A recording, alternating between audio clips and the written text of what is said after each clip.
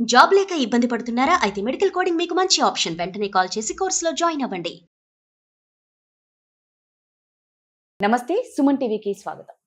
So ఎన్నో అనుకుంటాం, ఏవనుకున్నా మనం సాధించలేకపోతున్నాం. అవకాశాలు వచ్చినట్టే వస్తాయి, మన చేతిలో నుంచి జారిపోతూ ఉంటాయి. ఎందుకు ఇవన్నీ అవుతున్నాయి? సంతానం కలగలేదో, లేకపోతే పెళ్లి అవ్వట్లేదో, ఎంత కష్టపడినా మనం ఫలితాలు పొందలేకపోతున్నాం. సో వీటన్నిటి గురించి మనతో వివరించడానికి ఉన్నారండి ప్రముఖ జ్యోతిష్యులు, సంకల్ప మందిర్ నిర్వాహకులు బ్రహ్మశ్రీ నందిబట్ల శ్రీహరి శర్మ గురుగారు ఉన్నారు.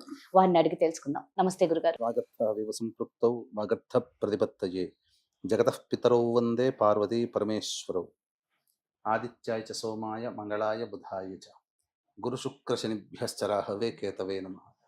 శృంగేరి జగద్గురు పీఠాధిపతులకి, కంచి పీఠాధిపతులకి నమస్కారములు తెలియజేసుకుంటూ కార్యక్రమాన్ని ప్రారంభిద్దాం. గురుగారు, ప్రతి ఒక్కరికి ఉన్న సమస్య, మేము ఎంత కష్టపడినా, ఎన్ని పూజలు చేసినా, ఎన్ని గుళ్ళు తిరిగినా మేము అనుకున్నది ఏదీ సాధించలేకపోతున్నాం. మా కష్టానికి తగ్గ ప్రతిఫలం దొరకట్లేదు, పూజకు తగ్గ పుణ్యం కానీ ఫలితం పూజకు తగ్గట్లు కూడా దొరకట్లేదు. ఒక వివాహ సమస్య కానీ, సంతాన సమస్య కానీ, ఆర్థిక సమస్య, ఆరోగ్య సమస్యలు, అంటే కొన్ని అవకాశాలు చేతికి వచ్చినట్టే వస్తాయి, కొన్ని సంబంధాలు కుదిరినట్టే అనిపిస్తుంది, నిమిషంలోనే అన్ని చేజారిపోతాయి. అసలు ఎందుకు ఇలా జరుగుతుంది?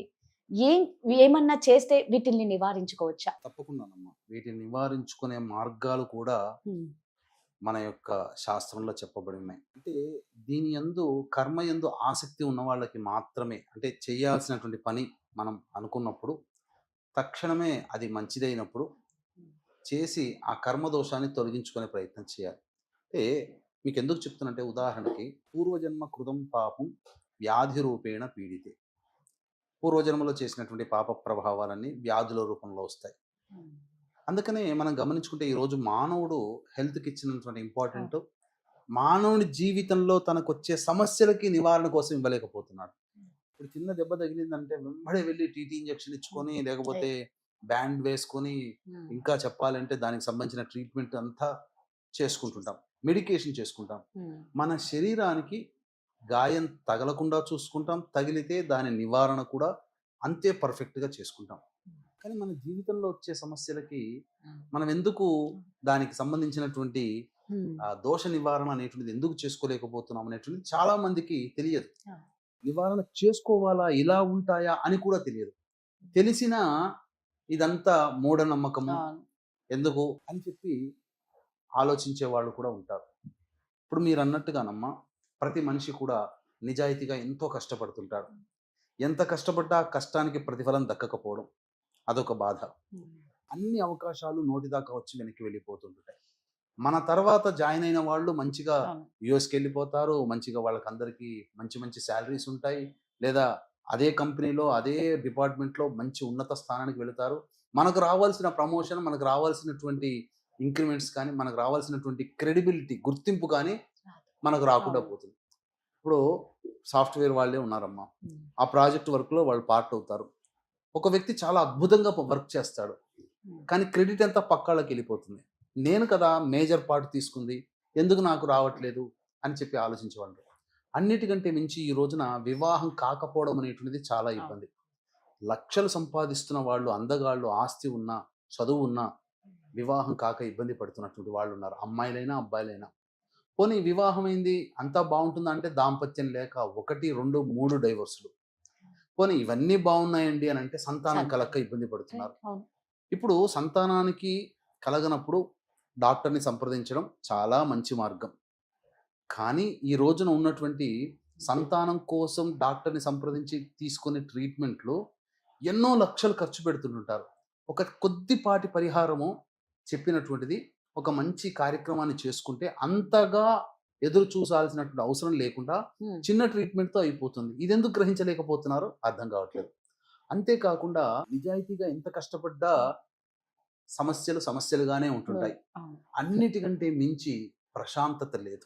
చాలా మంది అనుకుంటుంటారు గొప్ప ధనవంతులు ఉన్నటువంటి ఇళ్లలో బాగా డబ్బు ఉంటుంది, సమయానికి అన్ని వస్తాయి, వాళ్ళకేంది, వాళ్ళంత అదృష్టవంతులు ఇంకోరు లేరు అనుకుంటాం. కానీ ఒరిజినల్ గా చెప్పాలి అంటే చిన్న కుటుంబంలో జీవించే వాళ్ళే అదృష్టం. సమయానికి తిండి తింటున్నారు, సమయానికి నిద్రపోతున్నారు, సమయానికి కోరిక ఉంటే చక్కగా సినిమా చూస్తున్నారు, గుడికి వెళ్తున్నారు, మంచిగా చక్కగా ఎంజాయ్ చేస్తున్నారు, హ్యాపీ లైఫ్ని లీడ్ చేస్తున్నారు. వాళ్ళ ఇంట్లో ఏముందమ్మా, ఎప్పుడు సమస్యలే, పేరుకే ధనం, కానీ ప్రశాంతత లేని జీవితం. అన్నిటికంటే మించి మానవ సంబంధాలు లేవు. చాలా కుటుంబాలలో ఈ రోజున ఇప్పుడు ఇబ్బంది పెడుతున్నారు. గుర్తు పెట్టుకోండమ్మా, ఇప్పుడు ట్రాన్సిషన్ టైంలో మనం ఉన్నాం. 2025 నుంచి 2032 వరకు ప్రతి మానవుడి జీవితంలో ఈ రకమైనటువంటి సమస్యలు అనేటువంటివి ఉంటాయి. ఇప్పుడు చెప్పుకునేటువంటి సమస్య, వీటికి గల కారణం ఏంటంటే ప్రధానంగా పంచశాప ప్రభావాలు. ఈ పంచశాప ప్రభావాలు ఏంటి? స్త్రీ శాపము, గురు శాపము, దైవ శాపము, సర్పశాపము, పితృశాపము. ఈ 5 శాప ప్రభావాల ఫలితము మానవుడు ఈరోజు సమస్యలు ఎదుర్కొంటున్నాడు. కాబట్టి దేని యందు కూడాను సంతోషాన్ని పొందలేకపోతున్నాడు అని చెప్పవచ్చు. మరి దీనికి నివారణ మార్గం లేదా అని చెప్పి అనేవాళ్ళు ఉన్నారు. నివారణ మార్గం ఉన్నది. ఎందుకంటే రేపు ఏప్రిల్ 17వ తారీఖు రోజున రవి మేషరాశిలో ఉంటాడు. అమావాస్య అయింది, చైత్ర అమావాస్య అయింది. ఇది మనకు శాస్త్రంలో చెప్పబడినటువంటి, గరుడ పురాణంలో చెప్పబడినటువంటి మాట ఏంటంటే, చైత్ర అమావాస్య రోజున రవి మేషరాశిలో ఉండగా ఎవరైతే ఇలాంటి దోష ప్రభావాలతో ఇబ్బంది పడుతున్నారో వాళ్ళు గనక పరిహార క్రియలు గనక పాటించుకుంటే తప్పకుండా ఆ పితృదేవత అనుగ్రహము, ఈ పంచశాప నివృత్తి కలిగి వాళ్ళ జాతకంలో చాలా మార్పులు చోటు చేసుకుంటాయి. ఈ పంచశాప ప్రభావాలు మన ఇంట్లో ఉండగా మనం ఎన్ని పూజలు చేసినా, ఎన్ని ప్రయత్నాలు చేసినా, ఎంత దేవతానుగ్రహాన్ని పొందడం కోసం చేసినా అవన్నీ ఇంటి గేటు ముందు దగ్గరనే ఆగిపోతాయి. ఇంట్లో తిష్ట వేసిన ఈ దోషాలు తొలగిపోతే అప్పటి వరకు మనం చేసుకున్నటువంటి పుణ్య ప్రభావాలు కలిసి వచ్చి పనులు జరుగుతూ ఉంటుంటాయి. అందుకనే ఈ పంచశాప నివృత్తి జరగగానే చాలా మంది చెప్తున్నటువంటి ఎక్స్ప్రెషన్ ఏంటంటే, మాకు ఆనందంగా ఉంది, ప్రశాంతంగా, ఒక భారం తొలగిపోయింది ఇట్లా అని. మరి వీటిని ఎలా గుర్తుపట్టొచ్చండి? పంచశాపాలు ఉన్నాయా లేవా మనకి ఏంటి అని అంటే, మనకు జాతకరీత్యా మనకు జాతకం చూసి తెలుసుకోవచ్చు, లేకపోతే కొన్ని ఇన్సిడెంట్స్ మనకు జరుగుతున్నటువంటివి.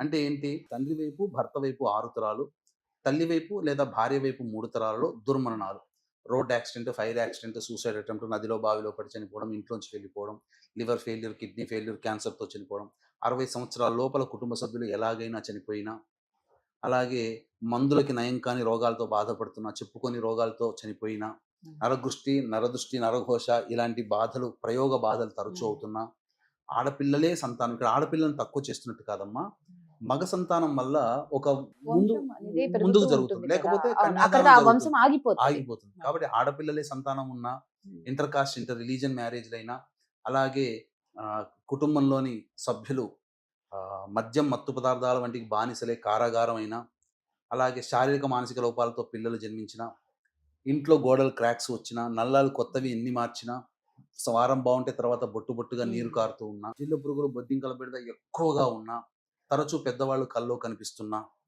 పెళ్ళిళ్ళు కుటుంబంలో జరగకున్నా, అలాగే దాంపత్యం సరిగ్గా లేకున్నా, సంతానం కలగకున్నా, బ్రహ్మచారిగా కన్యగా చనిపోయినా, ఎవరైతే తమ పూర్వీకులు పిల్లిని కానీ, పాముని కానీ, స్త్రీ హత్య, గోహత్య, బ్రాహ్మణ హత్య చంపినా, కరోనాలో చనిపోయినా, ఎన్నో పూజలు చేశాం, మాకు అసలు భగవంతుడు అనుగ్రహించలేదు, దేవుడే లేడు అని చెప్పి బాధపడుతుంటారు, మేము ఎంత నరకయాతన అనుభవిస్తున్నామని తరచూ అనుకుంటుంటారు. లేదా వివాహం, వాళ్ళతో పాటు కొన్ని కుటుంబాలు వివాహం అయితే కొన్ని కుటుంబాలు బాగా జీవితంలో అభివృద్ధిలోకి వస్తాయి, కొన్ని కుటుంబాలు ఎక్కడ వేసిన గొంగడ అక్కడే ఉంటుంది. అలాంటి కుటుంబాలలో, అలాగే బాగా డబ్బు సంపాదించి ఒక అనాలోచిత నిర్ణయం తీసుకొని పూర్తిగా డబ్బు కోల్పోతుంటారు. అలాగే నరకయాతన అనుభవిస్తున్నామని చెప్పిన, మా యొక్క సంకల్పం నెరవేరడం కోసం, అలాగే ఇల్లు కట్టుకోవాలనే కోరిక చాలా మందికి తీరకుండా ఉండిన, ఆస్తి గొడవలు ఉన్నా, ఇంకా చెప్పాలి అని అంటే అసలు ఎన్ని ప్రయత్నాలు చేసినా దైవానుగ్రహం లేదు అని చెప్పి బాధపడుతూ ఉన్నటువంటి కుటుంబాలైనా, ఇలాంటి కుటుంబాలలో ఈ యొక్క పంచశాప ప్రభావాలు ఉంటాయి. దీనివల్ల మానవుడు ప్రశాంతంగా ఉండలేడు. కాబట్టి ఇలాంటివి ప్రతి కుటుంబంలో ఎక్కడో ఒక చోట ఉంటుంటాయి. ఇప్పుడు మన కుటుంబంలో మన నాన్న కుటుంబం, మన తాతయ్య వాళ్ళకేం జరగలేదు, కానీ బాబాయిలు, పెదనాన్నల కుటుంబంలో జరిగి ఉంటాయి కదా, మేనమామ కుటుంబంలో జరిగి ఉంటాయి కదా. అందుకనే ఒక్క మాటలో చెప్పాలంటే, ఎవరైనా కుటుంబ సభ్యులు, రక్త సంబంధీకులు చనిపోతే మైల పట్టగలిగేటువంటి బంధుత్వం ఉన్నదంతా కూడా ఈ పంచశాప ప్రభావాల కిందకే వస్తాయి. ఎవరు చనిపోయినా ఇట్లా. కాబట్టి మన బాబాయిల్లో చనిపోయారు కుటుంబంలో, మనకు సంబంధం లేదు అనుకోవడానికి లేదు. మన భార్య వైపు ఎవరో చనిపోయారు, బావమరిది చనిపోయాడు, మా భార్య తాతయ్య చనిపోయాడు, మాకు సంబంధం లేదు అనడానికి లేదు. కాకపోతే ఇప్పుడున్నటువంటి ఈ పంచశాప ప్రభావాలు ఒకప్పుడు చాలా శాస్త్రీయంగా జరిగేటివి. ఇప్పుడు చాలా మంది తెలుసుకొని గూగుల్‌లో వెతుక్కొని వెళ్ళిపోతున్నారు. ఇలాంటివి వల్ల డిమాండ్ ఎక్కువగా ఉన్నటువంటి కారణం చేత సరిగ్గా చేయించట్లేదు. బ్రాహ్మణులకైతే శాస్త్రీయంగా, కాని వాళ్ళకి తూతూ మంత్రంగా, పురాణోక్తంగా చేయిస్తున్నారు. దీన్ని దృష్టిలో పెట్టుకొని 2013 నుంచి మన పీఠమాధ్వర్యంలో వేల మందికి ఈ పంచశాప నివృత్తి పూజలు, హోమాలన్నిటిని జరిపించడం జరిగింది. అందున ఈ యొక్క అమావాస్య చాలా విశేషమైనది. చైత్ర అమావాస్య రవి మేషమందు ఉంటాడు. అశ్విని నక్షత్రంలో ఉంటుంది. ఆ సమయంలో మనం చేసినటువంటిది ఆ యొక్క పంచశాప నివృత్తి జరిగి దేవతల యొక్క సర్పదేవతల యొక్క అనుగ్రహం కలిగి అతి శీఘ్రముగా వాళ్ళకి అనుకున్నటువంటి పనులు నెరవేరుతాయి. ముందుగా మనకు వైశాఖ పురాణంలో చెప్పబడినటువంటిది ఈ యొక్క చైత్ర అమావాస్య రోజున ఎవరైతే పితృదేవతల కోసం ఉద్దేశించి కార్యక్రమాలు చేస్తారో ఆ పితృదేవత అనుగ్రహం వల్ల వాళ్ళ సంకల్పం నెరవేరుతుంది. దేవతల కన్నా అతి శీఘ్రంగా ఫలితాలు ఇచ్చేటువంటి వాళ్ళు పితృదేవతలే. కాబట్టే ఈ కార్యక్రమాన్ని చేసుకోవాలి. అయితే చాలా మంది బిజీ షెడ్యూల్ ఉండి అనారోగ్య సమస్యలు విదేశాల్లో ఉండి రాలేని వాళ్ళు ఉంటారు. అటువంటి వాళ్ళ కోసం బ్రాహ్మణుని కర్తగా పెట్టి చేయించడం జరుగుతుంది. కాకపోతే ఈ రోజున ఆన్లైన్ పూజలు అని చెప్పేసేసి ఓపెన్ చేయగానే మేము ఇది చేయిస్తాం, అది చేయిస్తాం అని చెప్పి ఆన్లైన్లో అడ్వర్టైజ్మెంట్స్ వస్తున్నాయి. అటువంటి వాటిని చూసి మోసపోకండి. అంతేకాకుండా కొంతమంది డైరెక్ట్గా వెళ్ళిపోతున్నారు. ఎక్కడ చేయిస్తున్నారో తెలుసుకొని వెళ్ళిపోతున్నారు. అక్కడ ఫోన్లో మాట్లాడే వాళ్ళు ఒకళ్ళు, రిసీవ్ చేసుకునే వాళ్ళు ఒకళ్ళు, పూజ చేయించే వాళ్ళు ఒకళ్ళు. పూజ చేయించే వాళ్ళకి టార్గెట్ ఉంటుంది. ఇన్ని పూజలు ఈ రోజు చేస్తే ఇంత డబ్బు వస్తుంది. అందుకని వాడేం చేస్తాడు, ఒక రోజు మొత్తం షార్ట్ కట్ లో చేసుకుని ఎక్కువ పూజలు చేసి ఎక్కువ డబ్బు సంపాదించుకునే అవకాశం ఉంటుంది. అది తప్పు, ఆ బ్రాహ్మడి తప్పు. కానీ నిజంగా శాస్త్రీయంగా జరుగుతుందా అని అంటే జరగట్లేదు. వీళ్ళక ఆ పూజలు తెలియవు. మరి అట్లాంటప్పుడు ఏంటంటే అందుకనే మనం దగ్గరుండి ఈ కార్యక్రమాన్ని చేయించడం జరుగుతుంది. పైగా ఈ యొక్క చైత్ర అమావాస్య రోజున ఎవరైతే పితృదేవతలను ఉద్దేశించి శ్రాద్ధ కార్యక్రమాలు, ఉదక కుంభ దానము చేస్తారో గయలో చేసి 1,000,000 రెట్ల పాటు చేస్తే ఎంత పుణ్యఫలమో ఒక్కసారికే వస్తుంది. పైగా ఈ చైత్ర అమావాస్య రోజున పెద్దవాళ్ళకి కార్యక్రమాలు జరిపించి సముద్ర స్నానం చేయమని శాస్త్రం. ఇప్పుడు ఎట్లాగో మనం చేసేటువంటి 17వ తారీఖు రోజున అంటే 16వ తారీఖు రోజున బయలుదేరుతున్నాం. కాబట్టి చక్కగా 15వ తారీఖు లోపల మీరు ఈ కార్యక్రమంలో నమోదు చేసుకొని మాతో పాటు రావచ్చు. చక్కగా కార్యక్రమాన్ని నిర్వర్తించుకోవచ్చు. సంపూర్ణంగా వాళ్ళకి దైవతానుగ్రహం, పితృదేవతానుగ్రహం కలిగి వాళ్ళు వచ్చే సంవత్సరం లోపల వాళ్ళ సంకల్పం నెరవేరుతుందని చెప్పడంలో ఏమాత్రం సందేహం లేదు. చాలా చక్కగా చెప్పారు గురుగారు, ధన్యవాదాలు. ఎవరికైనా సరే నిజంగా గురుగారు చెప్పినట్లు ప్రతి ఒక్కరి ఇంట్లో ఉండే సమస్యలండి ఇవి. కాబట్టి ఈ కార్యక్రమంలో పాల్గొనాలని కోరుకుంటున్నాము. దీని గురించి పూర్తి వివరాలు తెలుసుకోవాలంటే కింద స్క్రోల్ అవుతున్న నెంబర్కి కాంటాక్ట్ అవ్వచ్చు. ధన్యవాదాలు. సర్వం శ్రీ ఉమామహేశ్వర పరబ్రహ్మార్పణమస్తు.